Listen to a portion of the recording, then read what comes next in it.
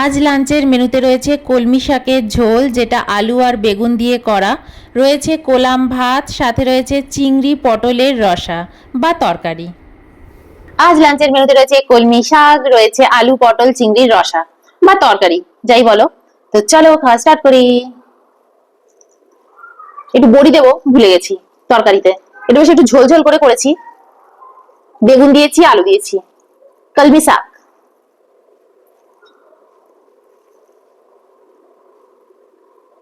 শাকের মধ্যে একটু কাঁচা লঙ্কা দিয়েছি, রসুন ফোড়ন দিয়েছি। কদিন বাদে শাক হলো বলো তো? অনেকদিন বাদে, তাই না? শাক খেতে ভুলেই গেছিলাম। চলো খাওয়া যাক।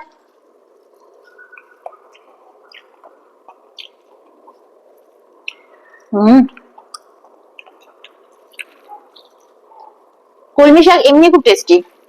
কলমি শাক, ছাঁচি শাক, একটা যেন কি শাক আছে, সেই পুকুরের পাড়ে হতো। আরেকটা শাকও আছে, ছাঁচি শাকও পুকুরের পাড়ে হয়, আরেকটা শাকও আছে পুকুরের পাড়ে হতো। হুম,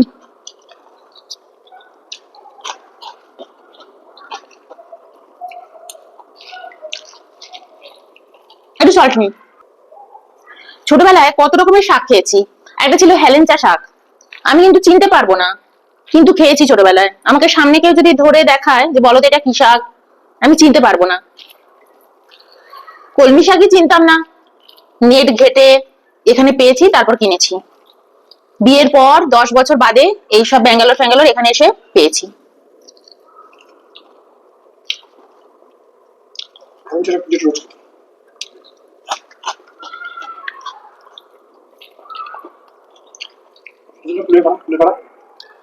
কুলেখাড়া, তারপর আরো আছে। হ্যাঁ, তুমি ঠিক বলেছো। এই জেঠু ওরা খেতো, আর আরেকটা ছিল তোমার, সকালবেলা খেতো না,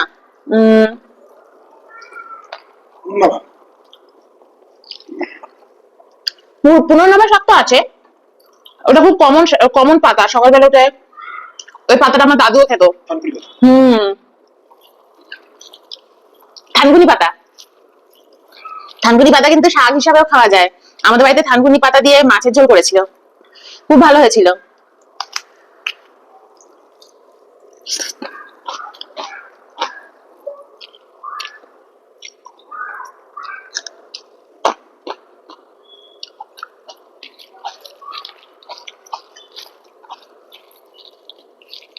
ছোটবেলায় আমি মামা বাড়িতে তো অনেকটা সময় কাটিয়েছি, মা বাড়িতে থেকেছি। আমার দাদু সকালবেলা আমাকে পাঠাতো, যা তো থানকুনি পাতা তুলে নিয়ে আয় তো আমার জন্য। আমি তুলে নিয়ে আসতাম দাদুর জন্য।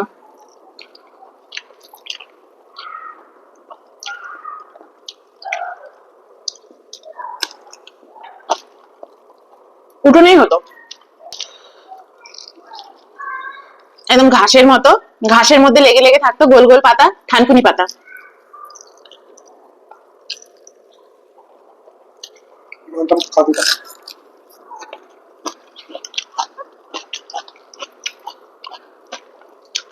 ওই থানকুনি পাতাটাই চিনি, যেহেতু তুলতাম।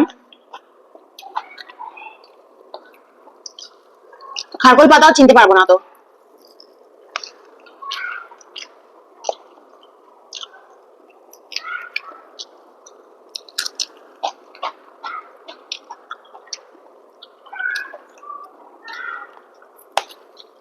আমি যখন কলকাতা থেকে মাঝে মাঝে খারকোল পাতা নিয়ে আসতাম, মা গুছিয়ে দিত, কিন্তু কেটে কুটে গুছিয়ে দিত। ও আমি পুরো পাতাটা দেখে বুঝতে পারবো না যেটা খারকোল পাতা। সেও একবার দুবার। ছোটবেলা কত শাক খেয়েছি। ঘিমা পাতা, ঘিমা পাতা তো আমাদের উঠোনে ভর্তি ছিল। যাই হোক, এখন আর এত শাক খেতে পাই না। কলমি শাকটা পাচ্ছি, লাল শাক খেতে পাই, পালং শাক খেতে পাই এখানে, এইসব। কলমি শাকটা হালে পাচ্ছি, পাট শাক পাচ্ছি এখানে। চলো এবার পটলের তরকারিটা নিয়ে নি। পটলের তরকারির রংটা এরকম হয়েছে কেন জানো, কালো কালো? কারণ আমি লোহার কড়াইতে রান্না করি তো, তাই। কিন্তু হয় খুব টেস্টি। নিয়ে নিলাম তরকারি। রসা বলে, রসা। ইন্টারনেটেই দেখলাম রসা বলে বলছে। চিংড়ি, গোটা গোটা চিংড়ি সাজিয়ে নিয়ে আগে, হ্যাঁ চিংড়ি গুলো সাইডে। তো চলো খাওয়া যাক।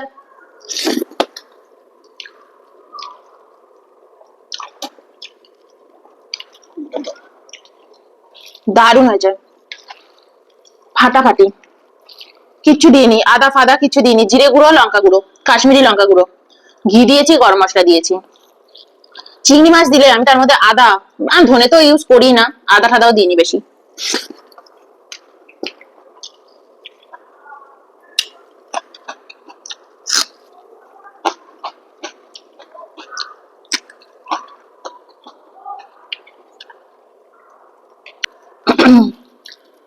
একটু ভাত নেবো, একটুখানি নেবো, লাস্টে নেবো।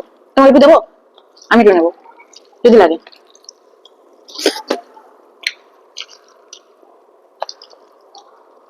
হম,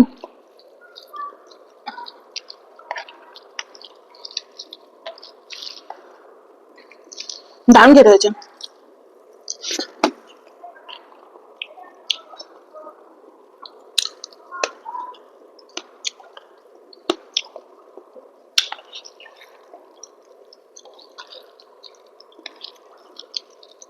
না মনে হচ্ছে লাগবে না, সত্যি সত্যি। হম,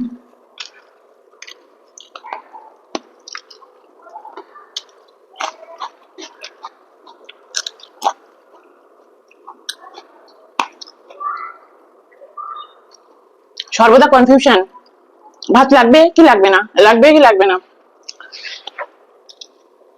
আর এত টেস্টি রান্না হলে না মনে হয় একটু ভাত খাবো। হম, চিংড়ি মাছটা দারুণ খেতে।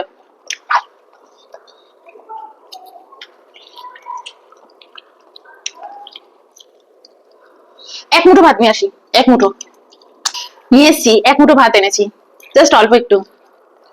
খুব খেতে ইচ্ছে হলো, এত হয়েছে না ভালো ঝোলটা, একটু বেশি খাওয়া হবে। হম,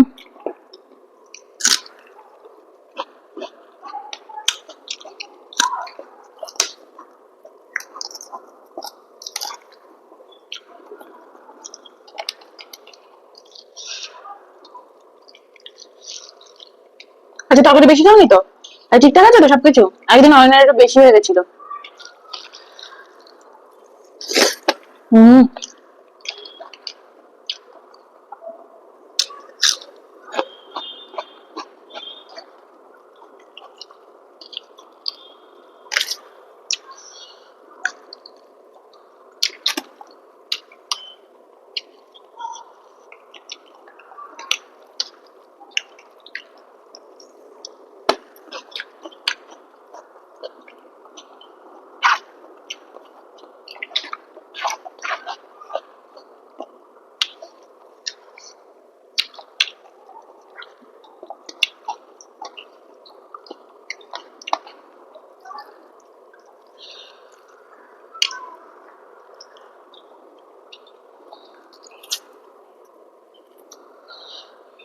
কাটতে পারছি না পেঁয়াজটা।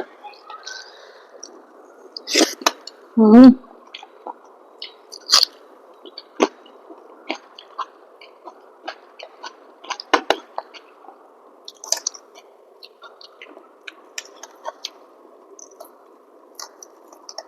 যা খেলাম না পটলটা, দারুন। আর লোহার কড়াইতে রান্না করলে কালারটা একটু কালার আসে, মানে কালো কালো আসে, কিন্তু টেস্ট জাস্ট ফাটাফাটি। কড়াইয়ের মধ্যে রেখে দেবে না খাবারটা, ঢেলে নেবে তাড়াতাড়ি, বাটিতে ঢেলে নেবে, কিন্তু কালারটা মানে কালো আসে বলে রান্নাটা হেভি হয়।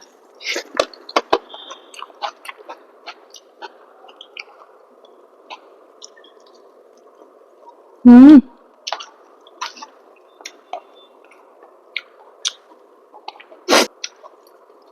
আমাদের বাড়িতে আগে সব রান্না হতো অ্যালুমিনিয়ামের কড়াইতে, মানে মায়ের কাছে, কিন্তু আমাদের একটা বড় লোহার কড়াই ছিল, ওটাতে মাংস রান্না হতো, হবেই হবে। যখনই মাংস রান্না হতো ওই কড়াইটা নামানো হতো।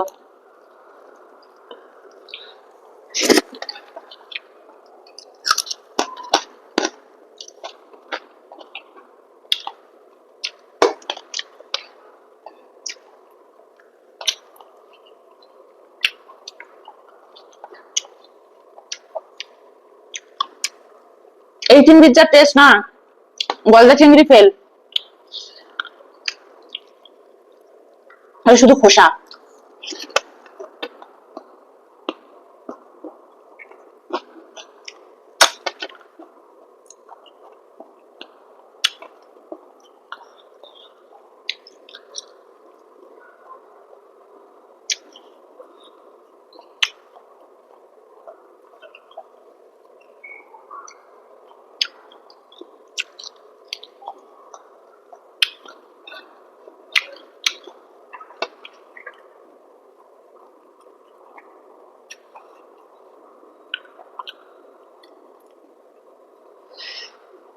আম হুম ডিম আছে আবার মাছগুলোতে